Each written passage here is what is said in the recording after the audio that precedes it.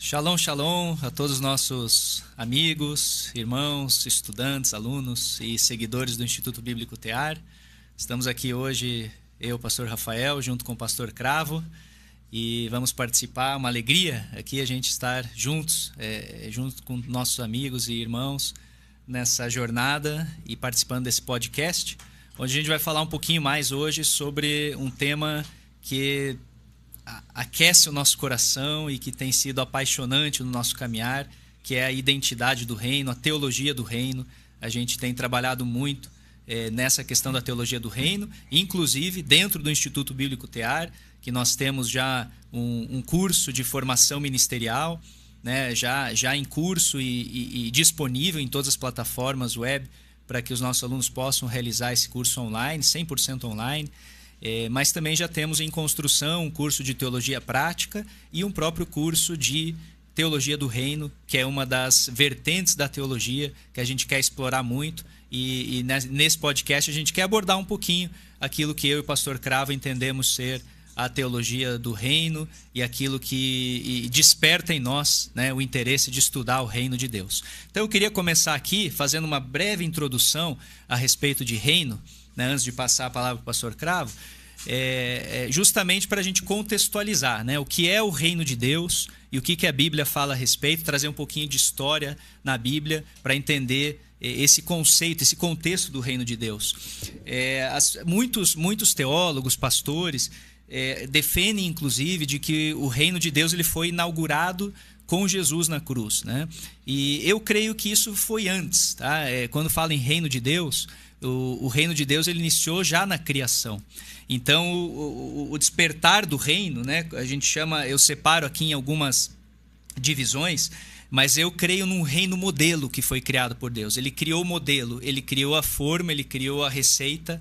E nessa receita, ao criar o homem, ele estabelece e coloca o homem num lugar, né, um lugar chamado Jardim do Éden, onde o homem ele tinha ali toda uma autoridade, todo um mover, toda uma possibilidade de reinar.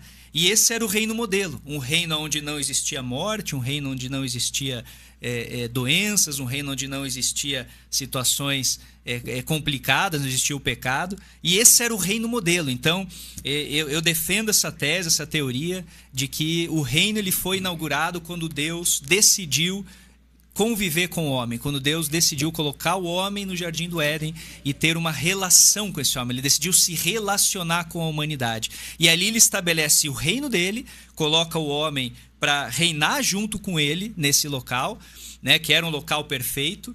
E a partir dali, então, esse reino modelo começa a ter um significado. O homem tinha ali uma identidade, tinha uma autoridade, tinha uma missão a ser realizada, e o relacionamento com o Deus Criador, ele existia. Porém, esse reino ele foi perdido. Quando o homem ele vem o engano através de uma serpente, Satanás ele engana o homem, né? O homem ele entra naquela mentira, ele é contaminado por aquela mentira, ele é seduzido por aquela mentira e ele permite, né? Vamos lembrar aqui que hoje a gente fala, né, que nós herdamos o pecado de Adão, mas naquela época Adão não tinha de quem herdar, porque ainda não existia um pecado. Então o pecado ele foi seduzido e gerado na mente de Adão. Então a gente vai falar um pouquinho de mente aqui também, mas veja que desde lá o adversário, Satanás, já começava a atacar a mente do homem, tentando justamente criar esse engano. Então, esse engano foi gerado na mente de Adão e Eva. Naquele momento, eles são seduzidos pelo pecado, eles cometem o pecado e o reino, então, ele é perdido. Então, vamos lembrar, Deus colocou as chaves do reino nas mãos do homem. Falou, reine, cuide deste lugar, cuide deste jardim que eu dei para você.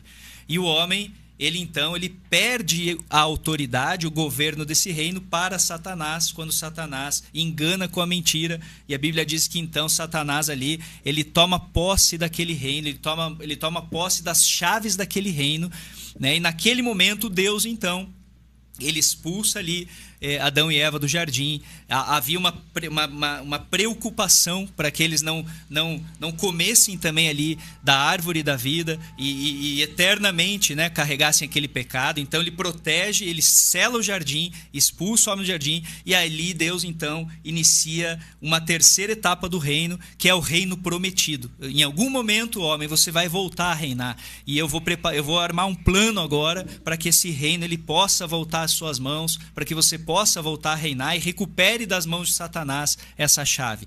E durante esse reino perdido nós tivemos uma série de momentos onde lá no Antigo Testamento servos de Deus foram levantados, sacerdotes, reis, profetas, que foram homens usados por Deus. A gente pode chamar do reino profetizado. O reino estava sendo profetizado lá no Antigo Testamento, que era justamente a chegada do reino presente, a chegada, o nascimento de Jesus, quando ele se revela ali, inicia o seu ministério. Era o reino presente, era Deus feito homem, para que pudesse reinar entre a humanidade. E naquele momento, então, Jesus ele começa a reinar como homem, né? Porque se através de um homem o reino foi perdido, através de um homem o reino precisaria ser reconquistado.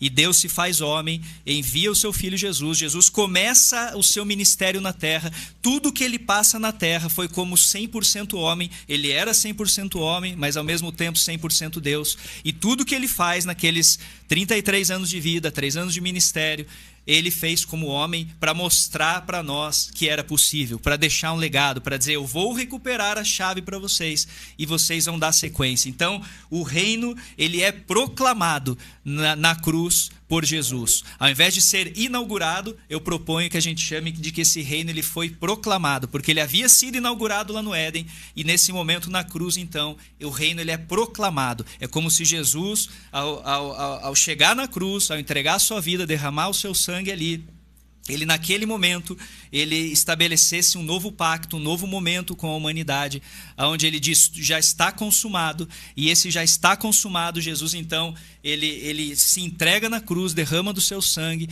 ele entrega a sua vida, ele desce às sepulturas, toma da mão ali nas sepulturas do inferno, toma das mãos do adversário as chaves do inferno, as chaves que Satanás havia roubado naquele momento. Jesus recupera e ele ressuscita em glória, e ao ressuscitar ele vence a morte. Ele consegue vencer a morte que havia entrado lá no reino perfeito, que a morte nunca deveria ter existido. E ela entrou lá, mas Jesus nesse momento ele recupera a chave e vence a morte. Então quando Jesus chama ali a Pedro e diz: eu vou entregar as chaves do reino dos céus na mão de vocês, tudo que vocês ligarem na terra vai ser ligado no céu, tudo que vocês desligarem na terra vai ser desligado no céu. Naquele momento, Jesus, então, ele está transferindo esse reino proclamado para as mãos da igreja. Para as mãos da igreja. Uma igreja que vai passar a reinar. Uma igreja que vai passar a entender o seu propósito, o seu chamado. Uma igreja que vai entender que existe o porquê de estarmos aqui anunciando o evangelho, né? E uma igreja que sim aguarda o reino perfeito, porque o reino ele terá fim dentro da sua perfeição, que é a última etapa do reino, o reino perfeito, o reino onde novamente não haverá mais dor, não haverá mais morte, não haverá mais tristeza, não haverá mais choro, o reino celestial que a igreja aguarda para estar por todo sempre, por toda a eternidade com o Senhor Jesus. Mas até que esse reino chegue, até que Jesus volte para buscar a sua igreja, nós, como igreja, temos o papel de reinar nesse reino que foi proclamado pelo Senhor Jesus, e a chave está nas nossas mãos.